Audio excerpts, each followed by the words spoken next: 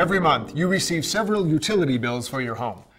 These bills tell you exactly how much money you spent running the dishwasher, cooling or heating your house, cooking, using water, throwing away garbage, or talking on the phone. I'm sure many of you have opened these envelopes and wondered, how does my utility company decide how much to charge for these services? Or who decides how much to charge? And maybe most importantly, why did my rates go up? All of these are great questions, and I'm here to provide you with some answers. In the next few minutes, I'm going to give you an overview of the complex and difficult work done by your Washington Utilities and Transportation Commission. The Washington Utilities and Transportation Commission regulates private, investor-owned utility and transportation companies in Washington. The Commission's responsibility is to ensure that regulated companies provide safe and reliable service to customers at fair, just, and reasonable rates. These rates also have to be sufficient so as to allow the company the opportunity to earn a fair profit. And before we answer those questions, let's start with a brief look at where energy comes from in the first place.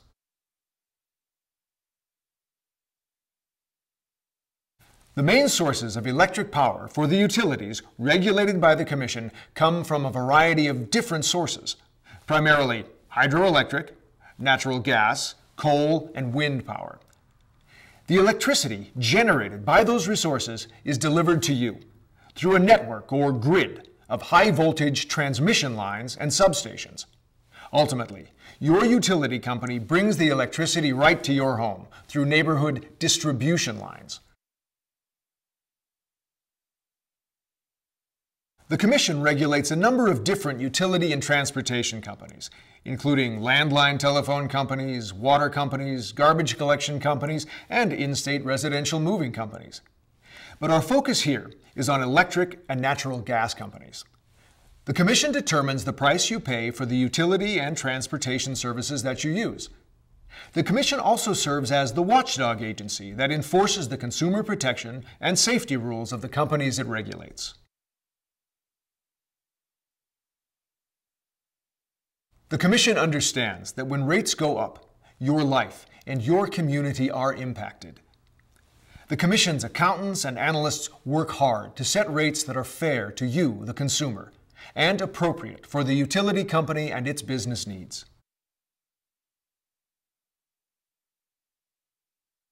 There are a number of factors that can lead a utility to come before the Commission and request a rate increase. For example, a utility company may need to replace aging infrastructure. Think of it like a car you own. Periodically, you have to replace the tires, the transmission, or the fan belt. Those upgrades keep your car going. It's the same for utilities. With electricity, for example, companies have to replace old transformers and distribution lines. With natural gas, companies have to replace underground gas pipes. The old infrastructure may have been completely paid for years ago, but the new upgrades require money and need to be paid for now. Alternatively, a utility might ask the Commission for a rate increase because it has experienced wholesale price increases. Think of it like gassing up your car. When companies have to make wholesale market purchases from other utilities to meet demand from customers, they don't get to set those prices. Sometimes the cost goes up beyond their control, in the same way that the price at the pump is beyond your control. There are other factors that can impact rates. First, voter-approved state law requires utilities to obtain a certain percent of their power from renewable resources, which can cost more. Second, environmental regulations sometimes raise the cost of certain energy resources. And third, the federal government sets the cost of transmission, getting the energy from the sources of generation to the utility.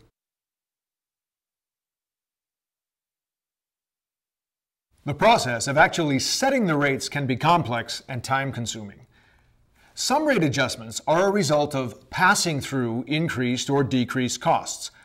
For example, if wholesale gas rates go up or down, the increase or decrease in rates is simply passed through to ratepayers in what is typically called a rate tracker.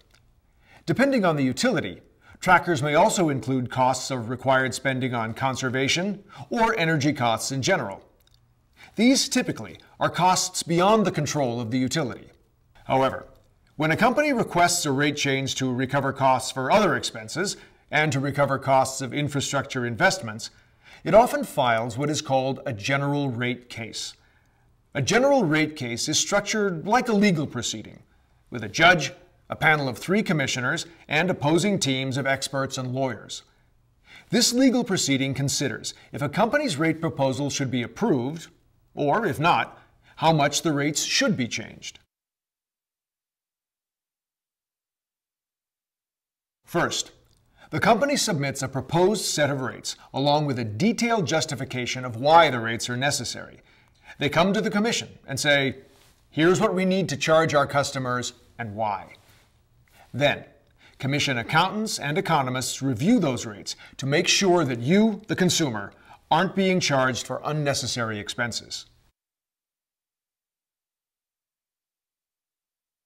In examining the rate request, the Commission's accountants and economists typically look at the underlying costs that the company has incurred in providing service. The costs they examine are quite varied. For example, they review the cost of infrastructure improvements. What does it cost the company to replace parts, so to speak? The cost of following state law. What does it cost the company to meet these legal requirements for renewable energy and conservation? General overhead and expenses. What does it cost the company for printing and mailing monthly bill statements, paying employees, etc.? What is the company paying utility managers for salaries and bonuses?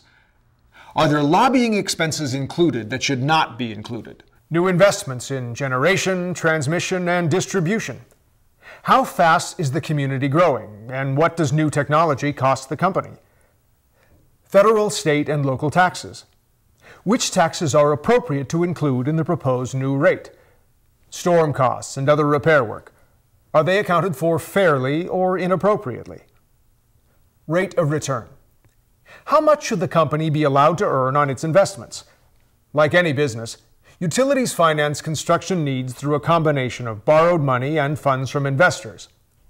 Rates must be sufficient to cover the costs of such borrowing, and also sufficient to provide a return adequate to attract investment capital.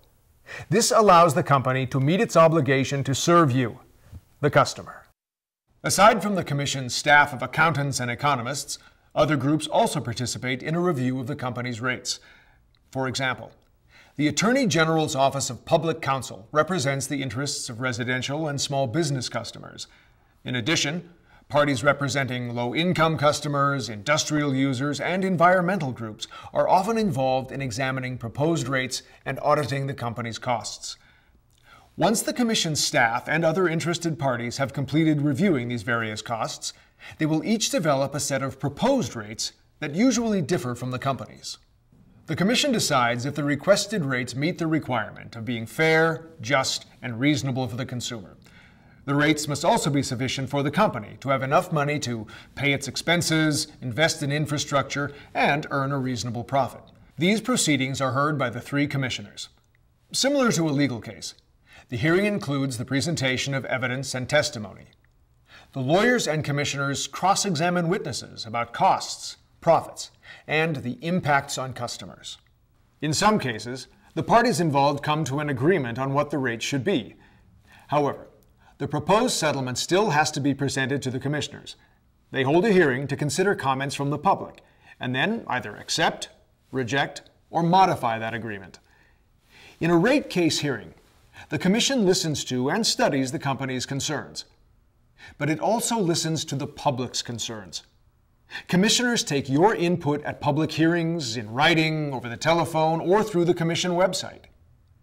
These public hearings give customers the chance to comment on the case directly to the commissioners.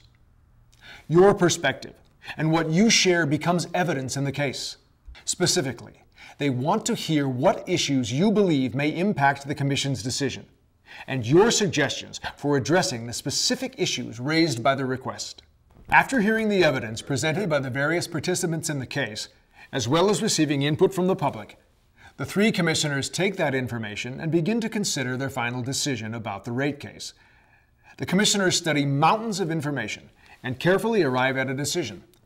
After immense effort by both staff and commissioners, the Commission comes to a conclusion about the final rates. The Commission's motivation for all this effort is quite simple. looking out for your best interests as a consumer, as well as ensuring that utility companies are healthy enough financially to provide safe and reliable service for you. Customers can submit comments on a rate case several different ways. They include in person at a public hearing, online at utc.wa.gov/comments, by calling 1-888-333-WUTC, or by emailing comments@utc.wa.gov. You can also communicate with the Commission by sending a letter to the Washington Utilities and Transportation Commission at P.O. Box 47250, Olympia, Washington 98504. With any of these methods of reaching the Commission, please be sure to include your name, how you can be reached, and a description of the rate case you are addressing. Additionally, you can always find more information on energy regulation, services, savings, or assistance on the Commission's website at utc.wa.gov.